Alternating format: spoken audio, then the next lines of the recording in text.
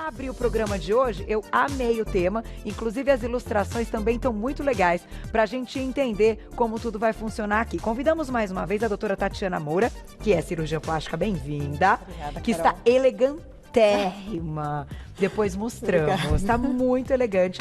E hoje nós vamos falar de uma cirurgia chamada de mastopexia, que é aquela cirurgia para levantar as mamas. Isso, certo? O pessoal chama de lifting de mama também, né? Mais conhecido como lifting de mama, assim, o nome popularmente. correto é mastopexia, né?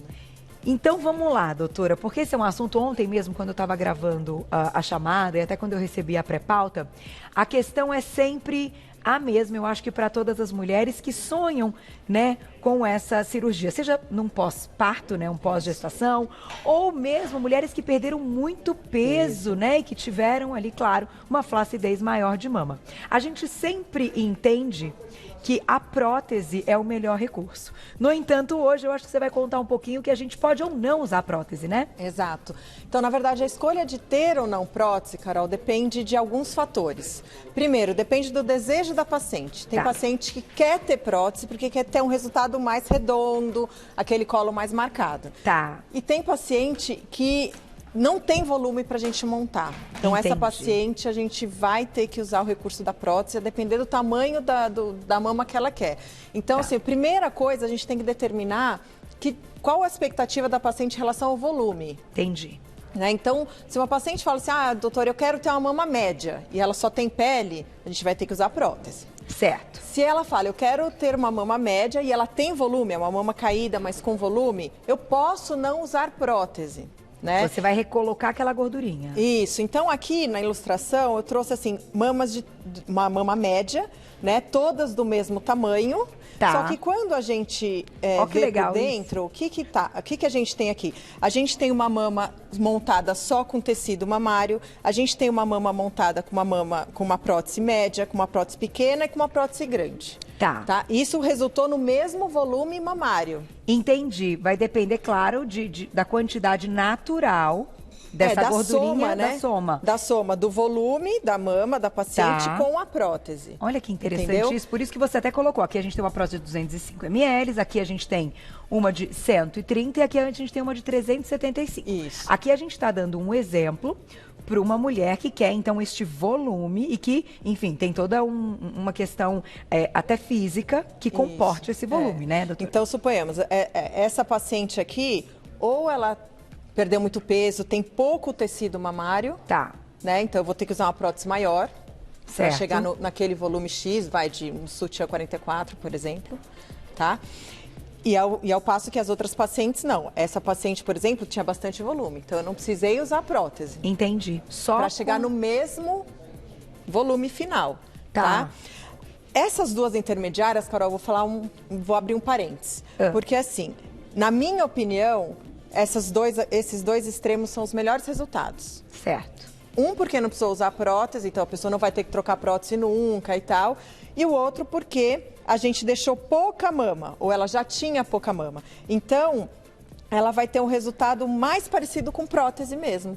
Entendi, porque quem coloca, eu acho que vale essa discussão aqui, gente, e para todas as mulheres que já tomaram essa decisão, hoje a gente tem visto muito, e muita gente indo na rede social falar a respeito do assunto, de depois de algum tempo não se identificarem mais com uma coisa que não é do próprio corpo. Eu acho que hoje vem ao encontro de uma tendência, não sei, a gente fala tanto do natural, do aspecto natural e das coisas naturais mesmo que a gente consome. Então o fato de você ter uma prótese é algo que não é ali do seu corpo e que você colocou.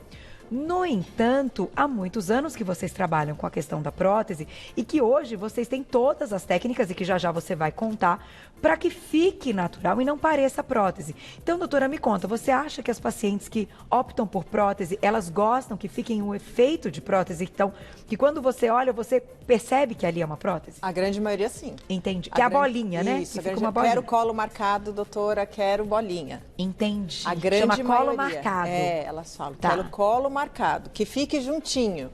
Certo. Né? Não quer a mama separada. Então, essa questão, a gente tem que ver cada caso para ver a expectativa da paciente, se ela tem volume mamário ou não. Tá. Né? Porque a paciente que não tem volume mamário, dificilmente, assim, eu posso escolher um formato de prótese mais natural, que a gente tem muitos formatos. Entendi. Também. Não é só o tamanho, né? A gente tem prótese anatômica, que é aquela em gota. Então, tem muitas opções. Essa qual seria? Todas essas são redondas. Tá. Que são as mais usadas. São as mais usadas. Que combinam você, assim, para a maioria, são as que ficam melhores. Ou...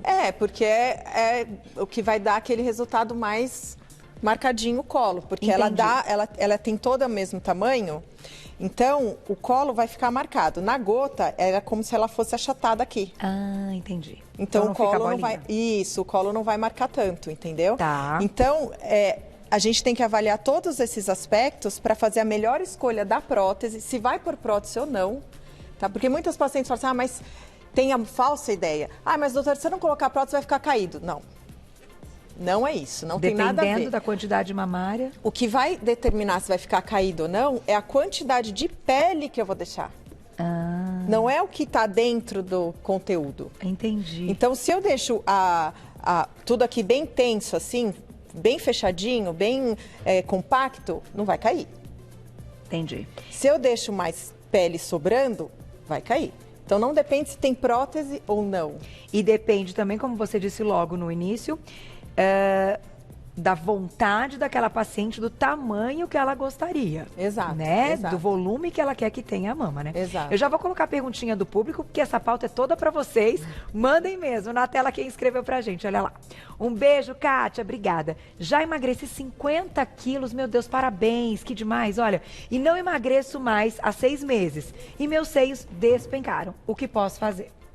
Nesse caso dela, vai ficar bonito, né, doutora? Pode operar, parabéns. Podemos fazer uma mastopexia com prótese, se for seu desejo, dependendo do volume que você tem. Às vezes o paciente fala assim, despencou, tem só pele. Mas a gente consegue montar com aquela pele uma mama pequena. Às vezes a paciente fala, eu era gordinha, tinha mama enorme, não quero mais ter mama enorme, doutora. Elas aceitam muito bem uma mama pequena. Entendi. Aí eu tenho que avaliar, né, examinar e ver o que eu consigo fazer com o tecido que ela tem. Necessariamente... Tenho que pôr prótese ou dá para fazer a apexia sem a prótese no caso dela? E a menor hoje que a gente tem é de 130? Essa é bem pequenininha, né? Tipo... não é quase nada. Essa, né? É a menor. Chaveirinho. Não é um chaveirinho. Já que, né, você tá ali se colocando né? Vai colocar prótese, é melhor muitas vezes, né? Arriscar um tamanho um pouquinho maior. Vamos lá na tela. Bom, também não sei, gente. Não tenho, então também não dou opinião nessa parte. Tô aprendendo igual vocês. Joana, obrigada, um beijo. A partir de que idade é ideal, então, fazer a cirurgia para os seios caídos? Olha, na verdade, o ideal é a gente esperar um tempo da menarca. A menarca é a primeira menstruação, né? Então, tem o desenvolvimento da mama. É muito difícil a gente fazer antes de 18 anos, né? Por causa desse desenvolvimento. Mas suponhamos uma menina que teve a menarca aos 11 anos. Tá. Então, com 16, ela já está com a formação completa, né? E assim, eu tenho pacientes jovens com a mama bem caída. Então, a mama não fica pitosada ou caída só porque teve neném ou só porque emagreceu. Entendi. Às vezes tem uma constituição mesmo genética da pessoa para a mama ser daquela forma. E então a gente corrige também. Até de uma maior flacidez natural, então. E, doutora, é interessante também, quando a mulher se propõe ali, no momento que faz a escolha para a colocação da prótese e tal, e aí falamos já de uma amamentação ou de uma pós-gestação, de fato... A pós-gestação e amamentação, mesmo com prótese, para as mulheres que já têm, a pele dá uma modificada? Às vezes é necessário fazer de novo? Às vezes é necessário fazer de novo, mas isso depende muito de quanto a mama vai crescer durante a gestação. Entendi. Tanto da produção de leite quanto do peso que a paciente ganhar na gestação. Não é a amamentação em si, né? Então, é o volume mamário final. Então, a pessoa, assim, produziu muito leite, então aquela pele vai distender. Quando atrofiar o tecido mamário que não está mais produzindo leite, ela vai cair. Tá. E aí, essa queda, o quanto que vai cair, depende de se ela aceita aquilo ou não. Tem muita paciente que, caiu um pouquinho, mas eu tô feliz. Tá tudo bem. Não precisa mexer. Entendi. Se não, mas pode usar a mesma prótese. Aí a gente troca. Aproveita e troca a prótese. Já troca. Vamos para a perguntinha do público. Quem escreveu pra gente? Olha lá. Obrigada, Andresa. Beijo pra você. Minha mama direita é mais caída por causa da amamentação. A mastopexia pode funcionar nesses casos? Então, as assimetrias mamárias são comuns mesmo antes de ter neném, né? Muito comum a paciente já ter uma mama diferente uma da outra, antes de ter neném. E às vezes essa diferença é porque tem um volume de glândula mamária maior na mama maior. Aí quando ela vai ter neném, começa a amamentar, essa mama vai crescer mais que a outra. Entendi. E depois que amamentou, esse tecido vai atrofiar, ela vai ficar mais caidinha. Isso é muito, muito, muito comum. Tem paciente, às vezes, que nem percebe essa diferença e a gente que fala, você tá vendo que é diferente? Então, assim, é muito comum. Mas aí a prótese, ela tem que ser um pouquinho maior? Como é que é? Então, quando a gente vai fazer a apexia, que eu vou tirar a pele, vou tirar parte do volume, eu não uso próteses diferentes, eu vou pôr as próteses iguais e vou tirar volumes diferentes. Entendi. Agora, quando a paciente não tem indicação de levantar a mama, ela só tem uma simetria, mas a areola está na posição correta, eu não preciso mexer na areola, a posição. Aí eu vou usar o artifício de próteses diferentes. Entendi. Olha que interessante, né? Tem mais pergunta bombando, doutora. Adoro quem escreveu pra gente na tela. Obrigada, Ana. Um beijo. É verdade que no pós-operatório a pessoa não consegue nem ir ao banheiro sozinha? Não é verdade. Na verdade, a gente tem uma limitação de 15 dias sem levantar o cotovelo acima do ombro. Então, a paciente não consegue fazer esse movimento. Entendi. Ela se limpar, ir no banheiro, tudo que é daqui para baixo, ela não precisa de ajuda. Ela vai precisar de ajuda para lavar o cabelo, secar o cabelo, pentear, prender o cabelo, né? Se ela quiser. E dirigir, pegar ônibus e metrô, não pode. São quantos dias? 15. 15 dias, 2 semanas. 2 semanas. E para voltar à prática da atividade física? Depende da atividade física. Mas eu libero com 30 dias para um exercício leve sem contato. Você acredita que eu nunca coloquei por causa disso? Não acredito, porque passa tão rápido. Mas é verdade. Um mês passa tão rápido, quando eu soube que pra voltar a correr era 2, 3 meses, talvez 4, eu falei, ui. Um mês. Até gravidinha dá pra dar um trotezinho, mas com a prótese é mais difícil. Então, assim, né? Todo mundo tá colocando na balança. Tem mais pergunta, Glaucia? Na tela, olha lá.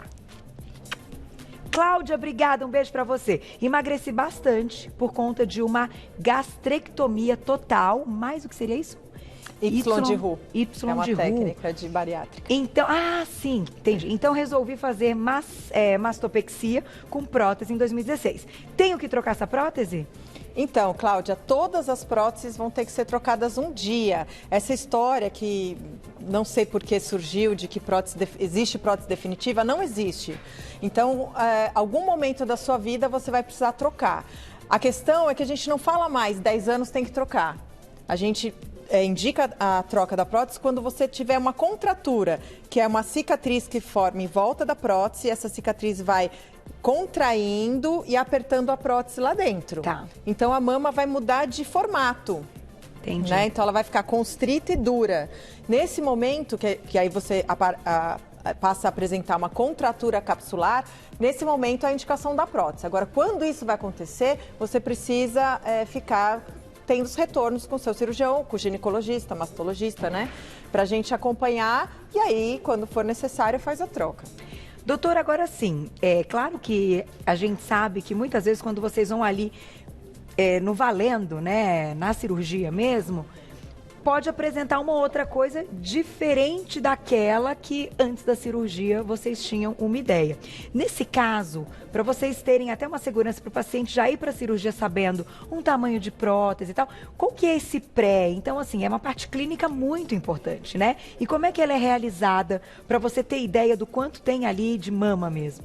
Então, eu faço cálculo de que prótese eu vou usar medindo a base do tórax da paciente. Então, eu quero saber essa distância aqui, né? Daqui a aqui. Com essa distância, escolhendo a base, eu posso escolher a projeção. Baixa, moderada, alta e a super alta. Entendi. Né?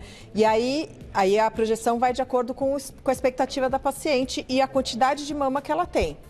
Tá? Então, eu posso escolher para a mesma paciente, por exemplo, se ela quer uma mama 42, uma moderada, com a mesma base. Se ela quer uma mama 44, põe uma alta. com a mesma base. A base Entendi. sempre é fixa de acordo com o tórax da paciente. Porque é isso que vai dar uma proporção também, exato, né? Para não passar daqui, não juntar, enfim. Então, eu tenho por hábito já escolher a prótese junto com a paciente no consultório. Olha que legal. Então, ela vai para a cirurgia sabendo o par que ela vai colocar. Entendi. Perfeito. Tem mais perguntinha, olha lá. Obrigada, Paty. Um beijo. Emagreci 100 quilos. Paty! Não, cadê a Paty aqui no Você Bonita? Quero conhecer a Paty. Um beijo. Parabéns. Eu quero conhecer a Paty, Li. Preciso fazer plástica nas mamas. Me falaram que devido a essa perda de peso, entra não como cirurgia estética, e sim como reparador. É verdade? Ou seja, é coberto até por uma questão até do SUS e tudo mais? Então, Patrícia, essa questão de ser estética ou não, no pós-bariátrico, no paciente pós-bariátrico, existe um entendimento de que o abdômen é coberto pelo convênio, ou pelo SUS, enfim, né? Quando a pessoa tem um abdômen avental. Aquele abdômen que cai sobre a perna. Entendi. Em relação à mama, depende da avaliação de cada caso. Tá. O auditor do convênio, enfim, vai medir a distância do tórax até a areola e vai ter uma avaliação. Isso, para ver a gravidade da queda daquela mama. Né? Então, é de caso a caso. Há uma avaliação. Não tem relação com a quantidade de peso, né, dos quilos ali que Mas eu acredito que perdendo 100 quilos, provavelmente, né? Mas nós vamos conhecer a Paty, né, Gláucia? Você está convidadíssima. Eu preciso te conhecer, porque contar essa história de menos 100 quilos em 10 anos de Você Bonito, isso é muito legal. E eu tenho certeza que, como ela mandou perguntinha, acho que a gente fez parte desse momento aí da sua vida. E eu fico muito, muito, muito feliz. Um beijo e parabéns, viu? Que vitória incrível. Não posso mais nenhuma, Gláucia? Fechou então, doutor. O negócio é assim. Seja com prótese ou sem prótese, hoje essa expectativa da paciente de ficar com a mama bonita, né, de novo, e levantar é sempre sucesso. Exato. Vai depender muito do que a paciente quer pra gente escolher a técnica. Mas que não falta, né? Vocês viram? Achei tão legal. Juju arrasou nessa ideia aqui da gente virar, ó, a parte amarela, a gordurinha e a prótese. Então, não se esqueçam disso e, claro, que é o mais importante em todo momento de cirurgia plástica. Acho que eu digo sempre quando a doutora está aqui, que eu sei que ela é super séria, tem um trabalho muito legal e fala diretamente, fala as verdades, né? Que a gente tem que saber antes de tomar essa decisão, é que você tenha confiança no médico que você escolheu para isso, gente. Porque isso é uma coisa que muda absurdamente a vida, né? No caso das mulheres, mais ainda. Vou deixar o contato da doutora lá no Insta para quem quiser acompanhar, @doutorabreviado_Tatiana Moura. @doutorabreviado_ Tatiana Moura, vocês já encontram e já podem mandar perguntinhas. Muito obrigada. Está chiquérrima hoje. Adorei isso. Vou pensar no que você falou, que passa rápido. Passa rápido. Obrigada!